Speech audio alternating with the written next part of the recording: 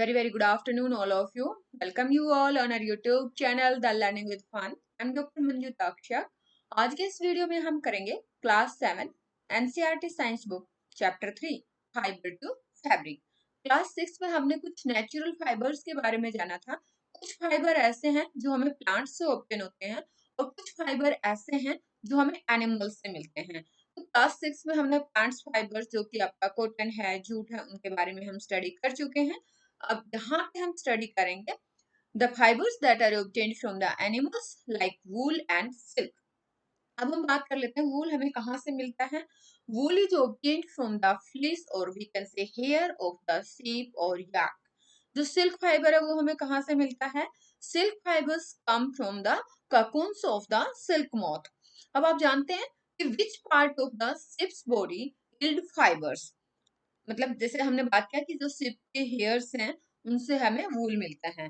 Are you aware how these fibres are converted into woollen yarn that we buy from the market to knit sweaters. यानी कि कैसे जो animals के hairs को पूरा woollen yarn में कन्वर्ट करते हैं या फैब्रिक में कन्वर्ट करते हैं या फाइबर में कन्वर्ट करते हैं, that is used to make the woollen clothes. And do you have any idea how the silk fibers are made into silk which is woven into sarees? ये सारी जो जितने भी आपके क्वेश्चंस हैं वो सारे आज के इस चैप्टर में हम देखेंगे। तो सबसे पहले हम बात कर लेते हैं वूल की। वूल हमें मिलता है sheep, goat, yak and some other animals से। ये जो वूल yielding animals हैं they bear hair on their body। जैसे आप यहाँ पे देख सकते हैं sheep with thick growth of the hair। Do you know why these animals have a thick coat of hair. होता क्या है, हेयर जो है they trap a lot of hair. ठीक है, बहुत सारी एयर को अपने अंदर ट्रैप कर लेते हैं और एयर जो है that is a poor conductor of heat. Heat का पुअर कंडक्टर है। तो अब जैसे मान लो विंटर्स में होता क्या है कि जो एनिमल्स की बॉडी से हीट रिलीज होती है तो वो हीट किस में चली जाएगी। मतलब जो आपके जो वुलन है यानी कि जो एनिमल्स की बॉडी की जो हेयर्स हैं उन हेयर्स में जाएगी और वहां पे वो हेयर्स की क्या कैपेबिलिटी है कि they trap a lot of air. और एयर जो है अब उस हीट को बॉडी से बाहर पास नहीं होने देगी, यानी कि अपने में से पास नहीं होने देती क्योंकि एयर जो है हीट का पुअर कंडक्टर है।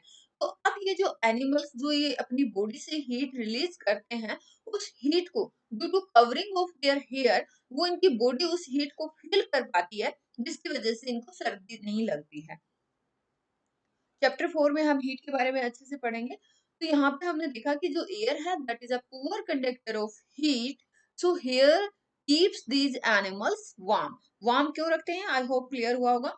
जो वूल है that is derived from this hairy fibres. अब हम देखते हैं एक्टिविटी 3.1। इसको समझने के लिए आपको क्या करना है, feel the hair on your body and arms and those on your head. Do you find any difference, which one seems coarse and which one is soft। अपनी बॉडी के डिफरेंट पार्ट्स पे हेयर टच करके देखिए कौन से जो है course hair है कौन से सॉफ्ट हेयर है, आपको पता चल जाएगा। Like us, the hairy skin of the sheep has two types of the fiber that form its fleece।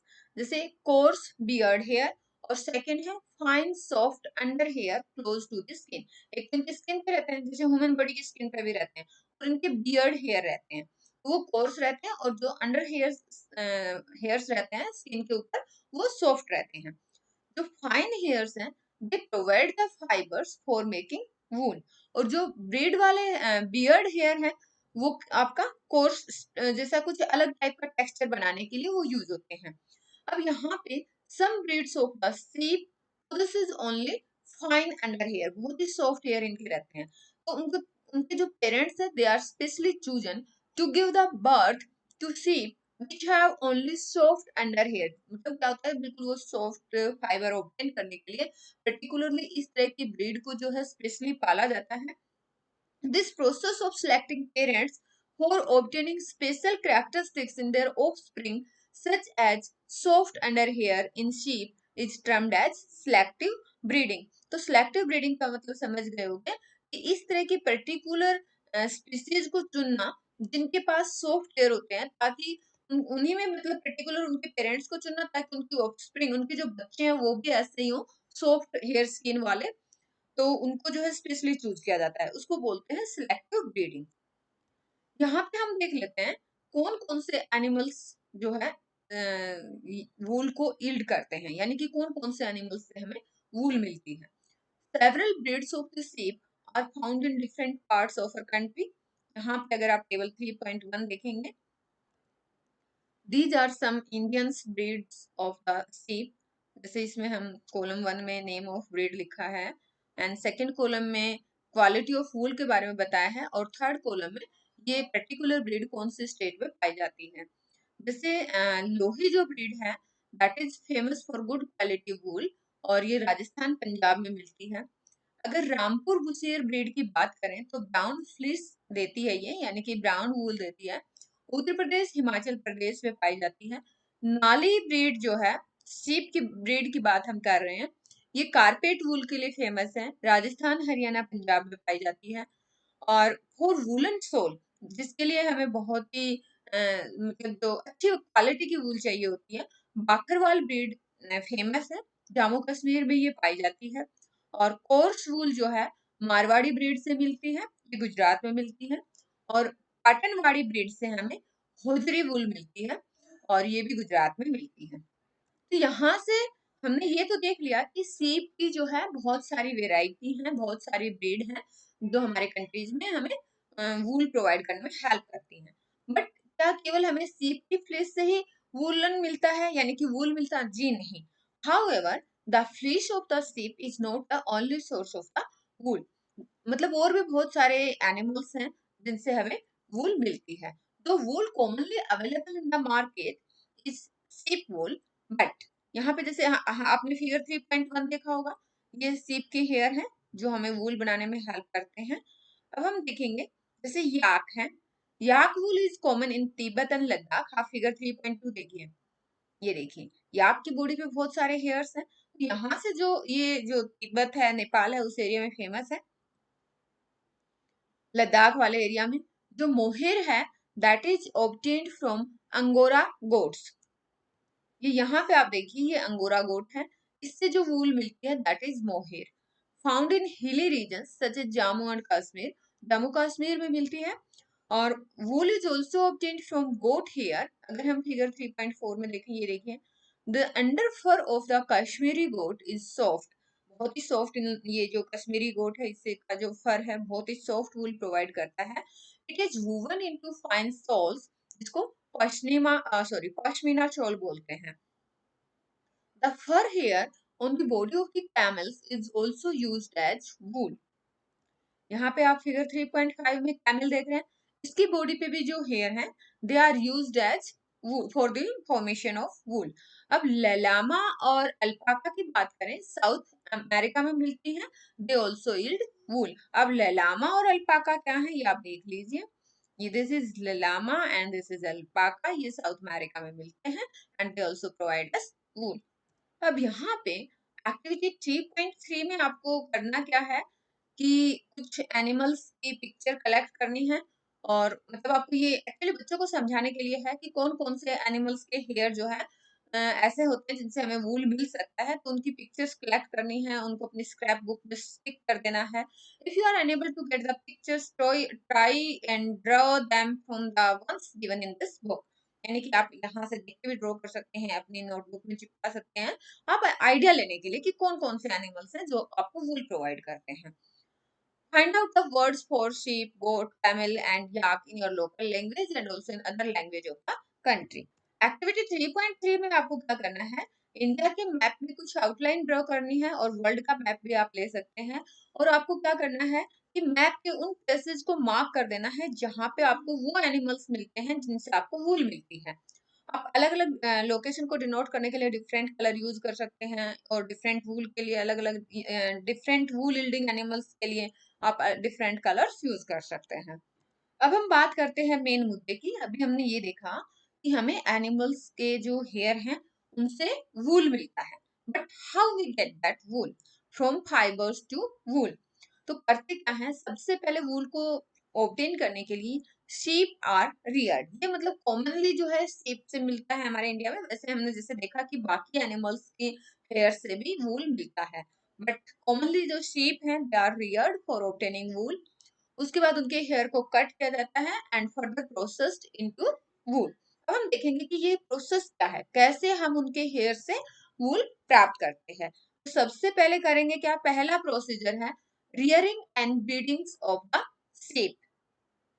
If you travel to the hill in Jammu Kashmir, Himachal Pradesh, Uttaranchal, Arunachal Pradesh, Sikkim, or plain of the Haryana, Punjab, Rajasthan, or Gujarat, you can see shepherds taking their herds of sheep for grazing. बहुत सारा झुंड का झुंड मिलेगा आपका भेड़ों का, जो कि जो चरवाहे है वो चराने के लिए लेके जाते हैं। शेफर्ड्स जो है उनको लेके जाते हैं फॉर ग्रेजिंग। जो शीप हैं दे आर हर्बीवोर्स। हर्बीवोर्स का मतलब क्या है, केवल प्लांट्स खाते हैं and prefer grass and leaves. Apart from grazing sheep, rearer also feed them on a mixture of pulses, corn, jowar, oil cake. Oil cake क्या होता है, materials left after taking out oil from the seeds and minerals. कहने का मतलब बाहर जो घास पत्ते वो तो चराते चराते हैं, उसके अलावा कुछ अनाज भी इन भेड़ों को दिया जाता है, लाइक जैसे दाल है, ज्वार है, ऑयल केक है, मिनरल्स हैं। अगर हम बात करते हैं सर्दियों की, तो सर्दियों में sheep are kept indoors and they fed on the leaves, grains and dry fodder, क्योंकि उस टाइम पे आप उनको बाहर निकालोगे तो उनमें भी सर्दी होने का खतरा रहता है। अगर हमारी कंट्री की बात करें तो in many parts of our country sheeps are reared for wool. जैसे टेबल 3.1 हमने देख ही लिया है।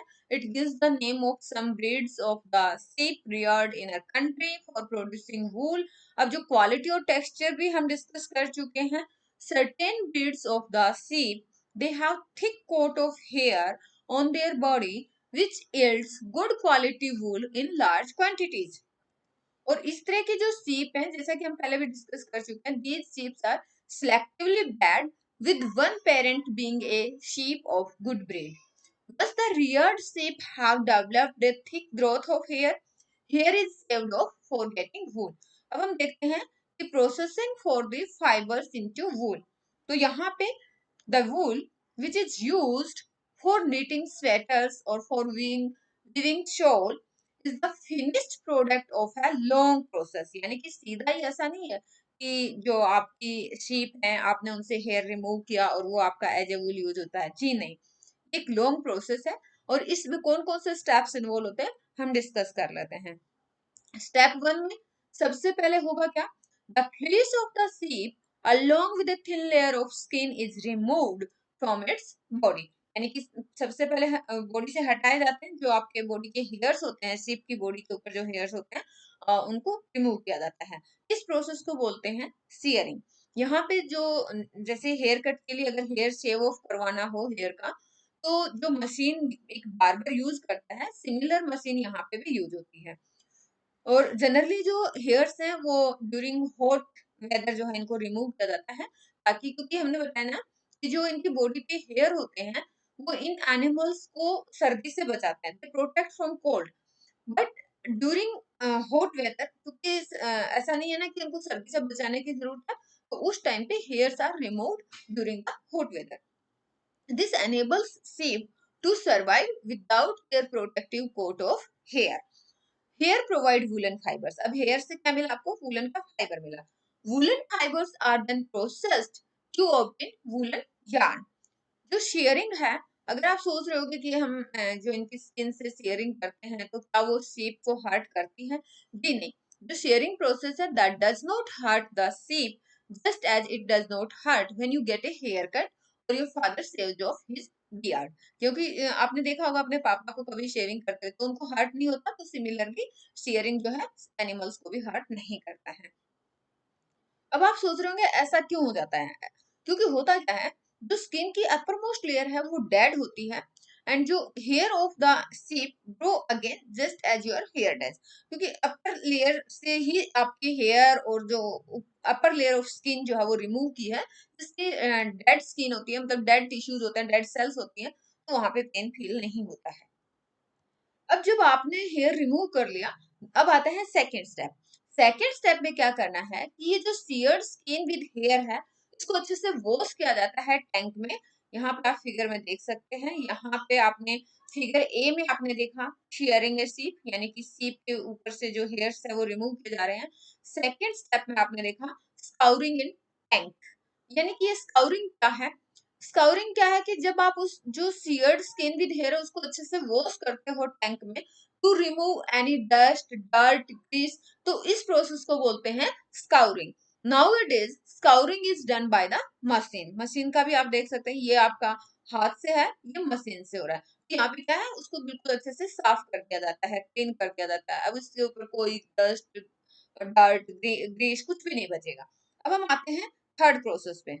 अब अच्छे से धुल जाता है, स्काउरिंग हो गई। उसके बाद सोर्टिंग इज डन। सोर्टिंग में क्या करेंगे, जो अच्छे अच्छे वाले फाइबर्स हैं उनको अलग कर लेंगे, और जो डिफरेंट शॉर्ट वाले हैं उनको अलग कर लेंगे। जैसे लंबे फाइबर्स हैं उनको अलग कर लिया, शॉर्ट फाइबर्स को अलग कर लिया। तो यहाँ पे hair skin is sent to a factory where hair of the different textures are separated और शॉर्टेड। ठीक है, इसको बोलते हैं सोर्टिंग करना, यानी कि अलग अलग जैसे टेक्सचर के अलग अलग कर दिए हैं। अब आते हैं स्टेप 4 में। स्टेप 4 में जैसे सोर्टिंग के बाद कुछ fluffy fibres, small fluffy fibres रह जाते हैं जिनको बर्ड्स बोलते हैं। They are picked out from the hair and these are the same burrs which sometimes appear on your sweater। बिल्कुल छोटे छोटे बुरे से आ जाते हैं जिनको बर बोलते हैं।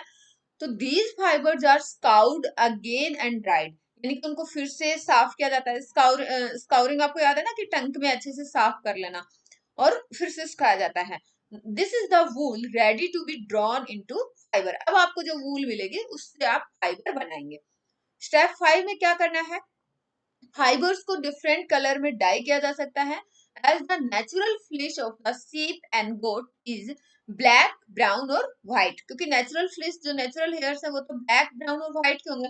लेकिन आप तो देखते होंगे कि अलग अलग कलर में आपको वूल मिलता है, अलग अलग कलर वूलन में क्लोथ आप देखते हैं, स्वेटर, शॉल, तो वो डिफरेंट कलर्स में मिलते हैं, तो वो क्या किए जाते हैं, डाई किए जाते हैं।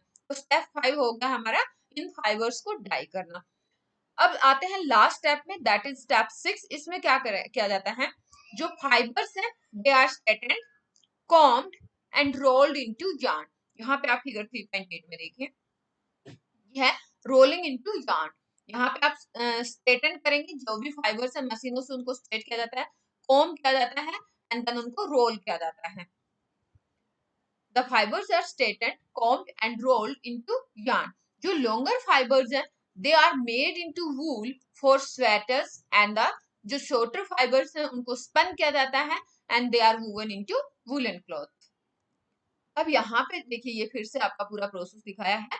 Processing of fibre into wool can be represented like this. सबसे पहले सियरिंग यानी कि removal of hair, then scouring यानी कि जो हेयर रिमूव किए हैं उनको अच्छे से वॉश करना, उनके ऊपर जो भी डर्ट, डस्ट है उस सबको रिमूव करना, देन सोर्टिंग यानी कि अलग अलग टेक्सचर के जो फाइबर्स हैं उनको सेपरेट कर लेना, then cleaning of the burrs, फिर से उनको साफ करना, देन अलग अलग कलर में डाई करना और फिर रोलिंग करना। ये पूरा हो गया आपका प्रोसीजर, कैसे फाइबर को वूल में कन्वर्ट किया जाता है।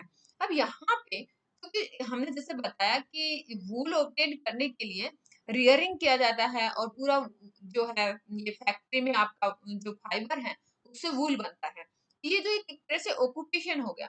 अब यहाँ पे कुछ ऑक्यूपेशनल हैजार्ड क्या है वो हम डिस्कस कर लेते हैं। ऑक्यूपेशनल हेजर्ड की अगर हम बात करें तो वैसे तो वूल इंडस्ट्री जो है वो बहुत ही इम्पोर्टेंट है for the livelihood of many people in our country, but sorters job is risky as sometimes they get infected by a bacterium anthrax। जो वर्कर्स होते हैं फैक्ट्री के, कई बार वो एंथ्रेक्स बैक्टीरियम से इन्फेक्टेड हो जाते हैं which causes A fatal blood disease called shorter disease. अब शॉर्टर डिजीज कहाँ पे होती है आपको समझ में आ गया होगा, एंथ्रेक्स बैक्टीरिया से होती है, वूलन इंडस्ट्री में, वूल इंडस्ट्री में होता है। Such risk faced by the workers in any industry are called occupational hazards। अब यहाँ पे हम साथ साथ दो बुझो के डाउट हैं उनको भी क्लियर कर लेते हैं। बुझो हैरान है कि why it hurts when someone pulls his hair but not when he goes for a haircut। देखो होता क्या है, जब आप किसी के हेयर को पुल करते हो तो आपका जो हेयर है वो रूट से निकलेगा, और रूट आपका वहां पे जो सेल है वो लिविंग सेल है।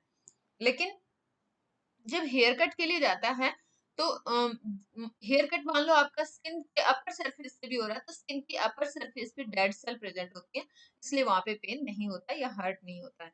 सेकंड बुजो का क्वेश्चन क्या है कि why cotton garment can't keep us as warm in winter as a woollen sweater does. तो इसका सिंपल सा आंसर यही था कि जो वूलन स्वेटर है वो क्या करती है, एयर को ट्रैप कर लेती है, और एयर जो है हीट का पुअर कंडक्टर है। अब जब आपकी बॉडी से हीट जो रिलीज होती है वो वुलन क्लॉथ तक पहुंच गई, ठीक है, आपकी बॉडी से जो हीट रिलीज हुई वो जस्ट आपकी स्किन के बाहर निकली, लेकिन वुलन क्लॉथ ने क्या किया, उस हीट को बॉडी से बाहर नहीं जाने दिया। अब ये जो हीट रहेगी वो आपकी बॉडी के कांटेक्ट में रहेगी and your body will feel warm. इसलिए सर्दियों में जो है ये warm clothes, winter woollen clothes जो है प्रेफर किए जाते हैं। अब यहाँ पे एक्टिविटी 3.4 में क्या करना है कि यहाँ पे जैसे एक क्लास में दो ग्रुप बना दिए, उनके बीच में एक डिबेट रखवा सकते हैं कि whether it is fair on the part of the humans to rear sheep and then chop off their hair for getting wool. क्या वो सही है, क्या सही नहीं है, तो उसके ऊपर एक डिबेट, तो ये आप सोच सकते हैं। सो इस वीडियो में हम इतना ही रखते हैं। Thanks for watching the video. जय हिंद।